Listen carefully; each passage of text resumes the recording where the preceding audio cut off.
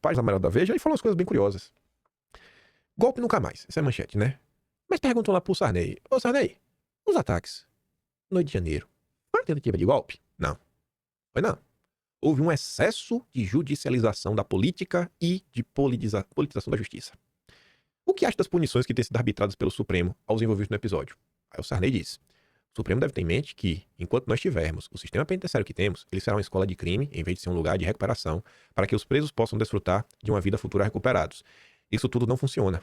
Enquanto for assim, as penas devem ser punições que não afetem a lotação penitenciária. Nós temos que abandonar os processos políticos e ver as coisas factualmente. Nem o Sarney tá conseguindo, assim, qualquer pessoa com um pouco de sanidade, né, tá vendo o absurdo que tá rolando. Aí, o Sarney traz uma coisa que eu achei muito interessante, que era a segunda resposta ali, mas primeiro tem que entender, né, o contexto. O cara pergunta, o senhor concorda com a crítica de que haveria um excesso de ativismo por parte do Supremo? Aí o Sarney diz, rapaz, quanto ao Supremo e à Justiça, quero usar a palavra do ministro Nelson Jobim, que foi quem detectou em primeiro lugar esse processo de judicialização da política. O judiciário não ficou imune a ele, nem a politização da justiça. Os partidos têm muita culpa nesse processo porque começaram a fazer decisões que deveriam ser da classe política a serem submetidas à justiça. Os juízes, julgando questões políticas, evidentemente tiveram que adotar posições políticas. Castelo Branco, primeiro presidente do período militar, disse algo que vale até hoje. Ele alertou que o exército tivesse cuidado com as vivandeiras de quartel. A justiça e os partidos políticos também devem ter cuidado com as vivandeiras que ficam instigando esses processos que levam a democracia a ser envolvida. E pergunta, e qual é o problema, né, dessa raiz aí da política? E o Sarney é um cara com é quase centenário, né? Vai fazer 100 anos. E o Sarney coloca um ponto aqui que eu achei bem curioso, porque a gente comenta sobre isso até no dossiê desse mês, né? O primeiro dossiê desse mês, que é de onde veio a União Progressista. Qual a raiz do problema, Sarney, dessa crise política que o Brasil vive? Não temos tradição de partido nacional. Isso é recente. Data de 1945, da Lei Agamenon Magalhães. Até então, eram só partidos regionais e estaduais. A Argentina e o Uruguai possuem partidos centenários. Nós temos siglas com apenas 5 ou 10 anos. Há uma infinidade de agremiações que só fazem atrapalhar o processo. A democracia precisa de legendas fortes para termos uma democracia forte. A falta disso leva o sistema a essa grande confusão.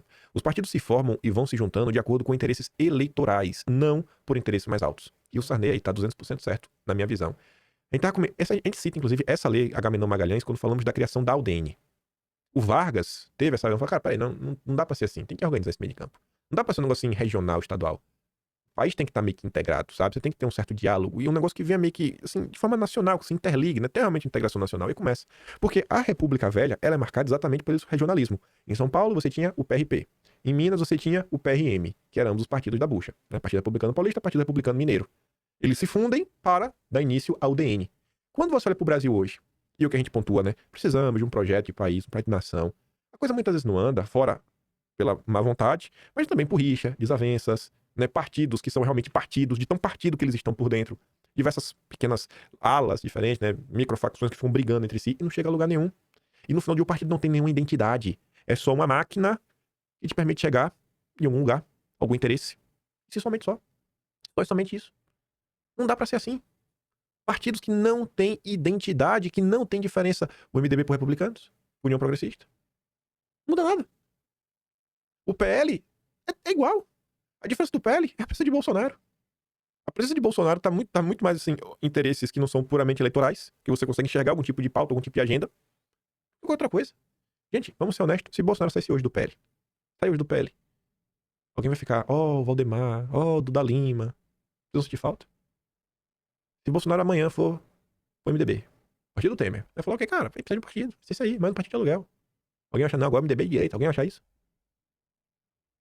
Partido político no Brasil realmente é um negócio porco, assim, pequeno, em termos assim, políticos, sabe? É ridículo.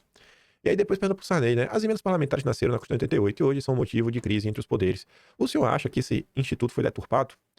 Esse caso é profundamente lamentável. A maior tarefa do parlamento, para a qual ele foi instituído na Inglaterra no século XI, é justamente a votação do orçamento. As emendas são feitas para melhorar o orçamento, com a visão que os deputados têm de grandes projetos, dos projetos que estão demandando recursos, dos que têm recursos demais. Mas elas foram transformadas em meio para beneficiar a reeleição.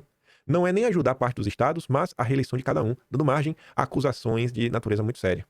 Aí ele fala, né, tudo tá acontecendo da crise, fala que o Gumota aí vem de uma safra muito atualizada, dê certo. E termina falando que entregar isso ao judiciário é uma judicialização da política mais grave ainda. É outro problema. Por não é o dinheiro, por não são a quantidade de emendas, mas é como isso vem sendo utilizado, como isso vem sendo gasto.